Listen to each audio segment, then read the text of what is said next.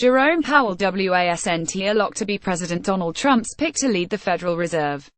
As Trump had the stock market reach new highs day after day since his election and claimed personal credit for the strength of the U.S. economy, he kept coming back to the idea of renominating the woman most responsible. People close to him said Fed Chair Janet Yellen.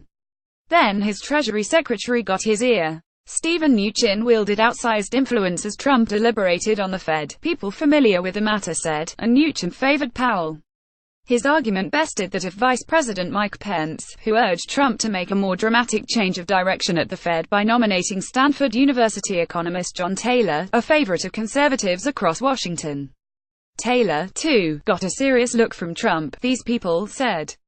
But in the end, Trump decided that Powell had the best judgment and collective experience of the 5 people he considered for the Fed job, and he's the person the president is most comfortable with, according to 4 White House officials who briefed reporters before Trump's announcement on condition of anonymity. Jay will bring extensive private sector experience and real-world perspective to our government, Trump said Thursday in the White House Rose Garden. As a result, he understands what it takes for our economy to grow. And just as importantly, he understands what truly drives American success. Mnuchin preferred Powell because his selection wouldn't disrupt financial markets while still allowing Trump to put his personal stamp on the Fed, a person familiar with the matter said. The Treasury Secretary regarded the Fed governor as a safe pair of hands who would raise interest rates at a pace that wouldn't scupper growth, the person said. This account of Trump's decision to nominate Powell to lead the most important central bank in the world is based on interviews with about a half-dozen current and former administration officials and people close to the president, in addition to information from the White House briefing. Trump's choice, aptly enough for the former showman, began with a head Farkey. In an interview with a Wall Street Journal published on July 25, Trump said that Janet Yellen was in the running to keep her job. But he also mentioned someone else he had in mind for Fed Chair, his chief economic advisor, Gary Cohn, who was sitting next to him. He doesn't know this, but yes, he is, Trump said after the Journal asked if Cohn was a candidate. Yellen v. Cohn. Fed Chair wasn't a priority for Trump at the White House at the time. At one point in the summer, Trump thought he had until the fall of 2018 to choose a chairman to replace Yellen, whose term actually expires in February. Cohn, who up until the Journal interview had been managing the nascent Fed search, felt obliged to recuse himself from the decision after Trump publicly named him a candidate, people familiar with the matter said. To the extent Trump engaged in the decision during the summer, the names he floated were Yellen and Cohn, according to one person familiar with the matter. Cohn did not advocate for himself in front of other White House staff, the person said. And though his top aides didn't take him seriously, Trump seemed to be gravitating toward Yellen as his pick both for market stability and because new presidents traditionally reappoint the incumbent Fed chairman, the person said.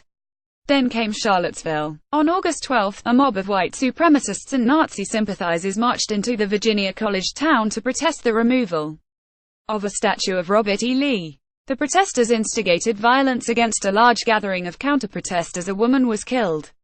Trump said that both sides were responsible and that there were very fine people among the protesters, engendering criticism including from Cohn. This administration can and must do better in consistently and unequivocally condemning these groups and do everything we can to heal the deep divisions that exist in our communities, Cohn said in an August 25 interview with the Financial Times, widely interpreted as a rebuke of his boss. He said he had felt enormous pressure to resign over the affair. It wasn't the only reason Trump steered away from nominating Cohn for the Fed job. The 4 White House officials, in fact, denied that the interview led to Trump dropping Cohn from consideration. The president was also frustrated with the pace of a tax overhaul legislation Cohn was in charge of shepherding that would be Trump's last best shot this year at a signature domestic achievement after the failure to repeal Obamacare, people familiar with the matter said. One of the officials said there was concern that Cohn, a Democrat, would have trouble winning Senate confirmation. Organized search. Meanwhile, 3 key White House aides, Personnel Director Johnny DeStefano and 2 Cohn deputies, Andrew Olmem and Jeremy Katz, were organizing a systematic job search. The names they would eventually present to Trump reflected dueling constituencies within the White House and the Republican Party. Their shortlist included Yellen, but her only proponent within the Trump administration appeared to be the president himself. Many of Trump's top advisors, regardless of who they favored, agreed that Trump should dump former President Barack Obama's Fed chair, despite her considerable success in the job. Unemployment was at 4.2% in September, a 16-year low, and the economy is in its ninth year of expansion.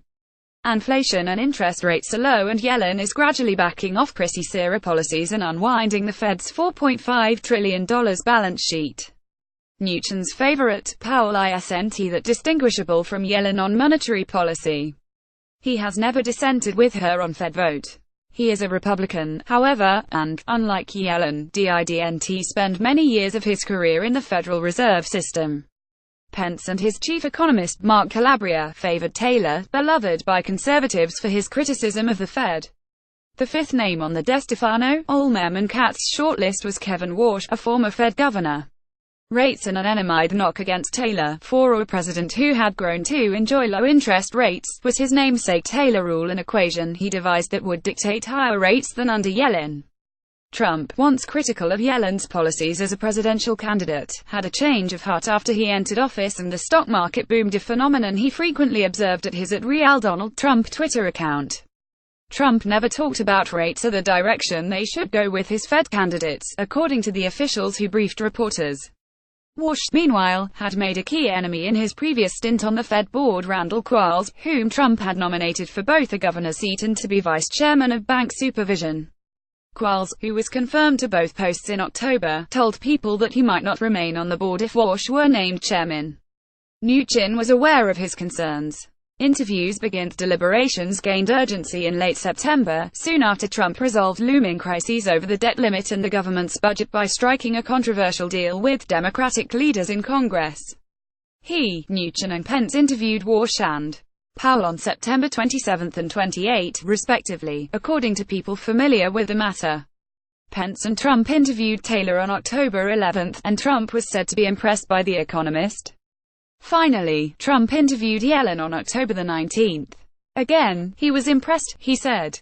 5 days later, he added to the drama by asking Republican senators in a closed-door meeting at the Capitol for a show of hands on Yellen, Powell and Taylor. He left out Cohn and Warsh, suggesting they had faded from consideration. Taylor appeared to win the president's straw poll, South Carolina Senator Tim Scott said. One of the White House officials said Trump indeed had by then narrowed his shortlist to Yellen, Powell and Taylor. Yellen v. Powell. In an October 25 interview, Trump again told Fox Business Network anchor Lou Dobbs, who recommended Yellen's reappointment, that she was very impressive, but he added, "You like to make your own mark." Bloomberg News reported that Cohn was out of the running the same day, and on October 27 reported that Powell was the frontrunner. The four officials said it is unclear when Trump made up his mind.